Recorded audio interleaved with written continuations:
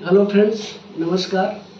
आज हम उसी अवेयरनेस की सीरीज़ में एक नई वीडियो लेके आए हैं, नया क्वालिटी कंट्रोल ऑर्डर के साथ। ये हिंजेस जो हम डोर में यूज़ करते हैं, हिंज डिफरेंट टाइप के हिंजेस होते हैं, हम डोर में यूज़ करते हैं। तो अभी तक इसका क्वालिटी कंट्रोल ऑर्डर, ये प्रोडक्ट मैंडेटरी नहीं था, वॉलंटियर था। तो आज हम हिंजेस के बारे में बात करेंगे।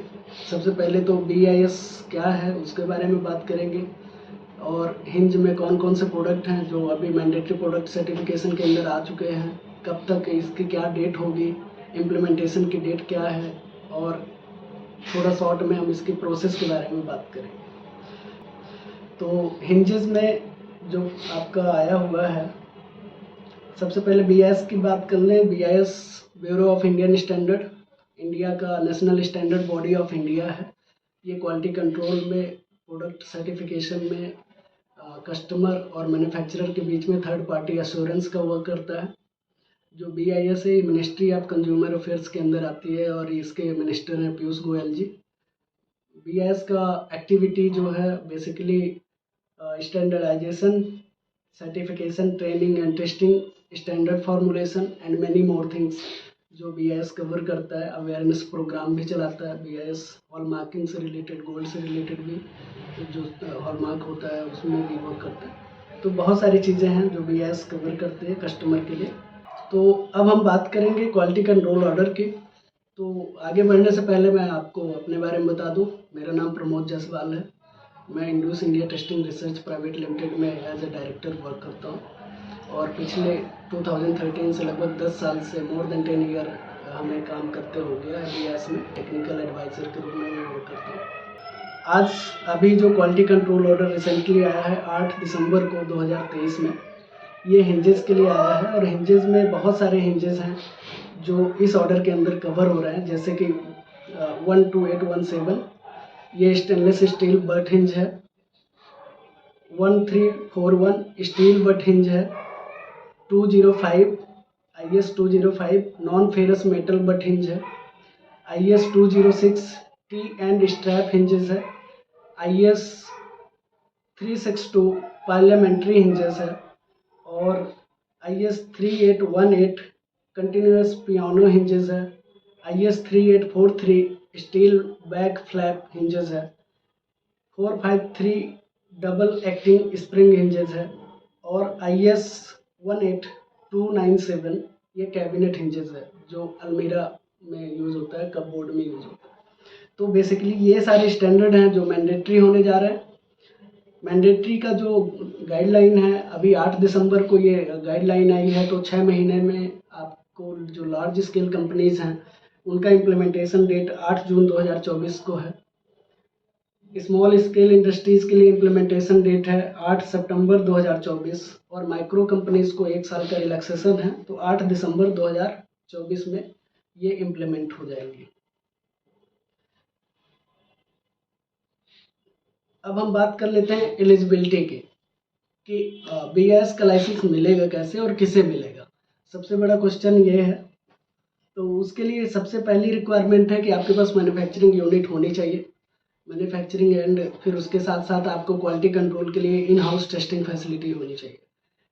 टेस्टिंग फैसिलिटी में हिंजेस में बहुत ज़्यादा नहीं है चीज़ें, डायमेंशंस हैं।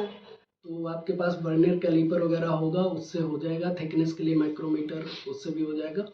एंड कोटिंग वगैरह यदि आप करते हैं तो कोटिंग, थिकनेस गेज और क्रोमिंग की फैसिलिटी जो भी है आपके पास, ये सारी रिक्वायरमेंट आपके पास होनी चाहिए एप्लीकेशन लगाने के लिए। ये एलिजिबिलिटी क्राइटेरिया है। अभी प्रोसेस यदि हम देखें कि BIS का लाइसेंस लेना कैसे है, तो मैन्युफैक्चरर जिनके पास लैब लगी हुई है उनको अपना सैंपल टेस्टिंग के लिए BIS के लैब में भेजना पड़ेगा। रिपोर्ट आने के बाद उनको अपने इंजीनियर को ट्रेनिंग देना, स्टैंडर्ड की पूरी अवेयरनेस, नॉलेज, टेस्टिंग कैसे करनी है, कॉम्पिटेंसी को पूरा प्रिपेयर करना। सारी प्रिपरेशन के बाद आपकी एप्लीकेशन BIS में लगेगी।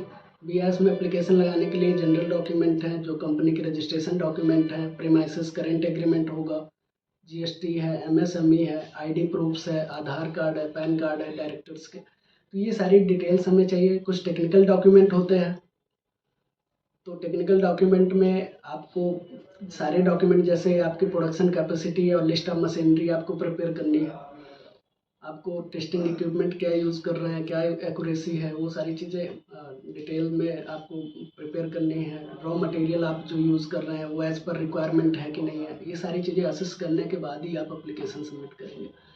और एप्लीकेशन सबमिट जो होगा उसमें एक बहुत इम्पॉर्टेंट पॉइंट है कि आपके जो ये 8-10 बट हिंजेस हैं जिनके स्टैंडर्ड्स हैं, तो आपको सबसे पहले तो अपना हिंजेस को आइडेंटिफाई करना कि आपका कौन से वाले स्टैंडर्ड में आपका पर्टिकुलर प्रोडक्ट जो है वो फॉल करता है। तो जो भी प्रोडक्ट का आइडेंटिफिकेशन, स्टैंडर्ड आइडेंटिफिकेशन बहुत इंपॉर्टेंट पॉइंट है। यदि आप गलत स्टैंडर्ड में एप्लीकेशन लगाएंगे तो आपकी एप्लीकेशन भी क्लोज हो जाएगी, आपका टाइम और पैसे दोनों वेस्ट होंगे। तो इसके लिए आपको बहुत केयरफुली चीज़ों को समझ के और किसी एक्सपर्ट से एडवाइस लेके ही आपको करना है। तो बेसिकली जब सारी प्रिपरेशन होगी आपको एप्लीकेशन लगाना है। एप्लीकेशन लगाने के बाद आपको इसमें ऑडिट होगा। ऑडिट में ऑफिसर आपकी सारी मैन्युफैक्चरिंग फैसिलिटी, टेस्टिंग फैसिलिटी, आपका कॉम्पिटेंसी, आप quality control in charge, manufacturing location, manufacturing process, everything will be verified. सब कुछ चेक होगा, ये सब कुछ सेटिस्फैक्ट्री है, देन आपको लाइसेंस मिलेगा। तो इंटायर प्रोसेस में आपको लगभग 35 से 40 दिन का टाइम लग जाता है। इसमें आपको जो वैलिडिटी होगी लाइसेंस की वो लगभग 1 साल की होगी और नेक्स्ट ईयर ऑनवर्ड्स आप 5 साल तक के लिए रिन्यू कर सकते हैं।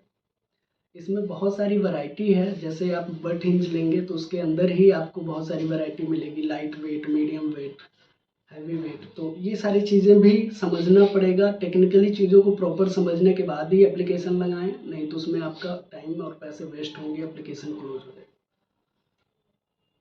लैब इंस्टॉलेशन में इक्विपमेंट जो भी आपको लगाना है वो स्टैंडर्ड के हिसाब से लगाना है। तो ये ऑल अबाउट आज की वीडियो का था।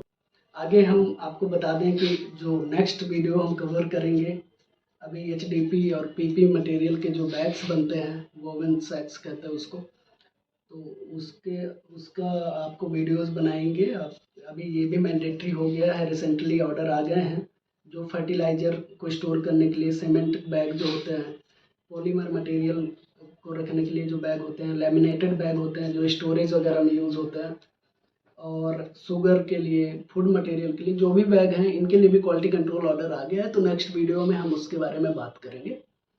और अपडेटेड रहने के लिए आप हमें सब्सक्राइब करें, लाइक करें और दूसरे लोगों को शेयर करें, सो दैट कि ज़्यादा से ज़्यादा लोगों तक ये इन्फॉर्मेशन पहुँचे और हम आपकी हेल्प कर पाएँ। Thank you so much.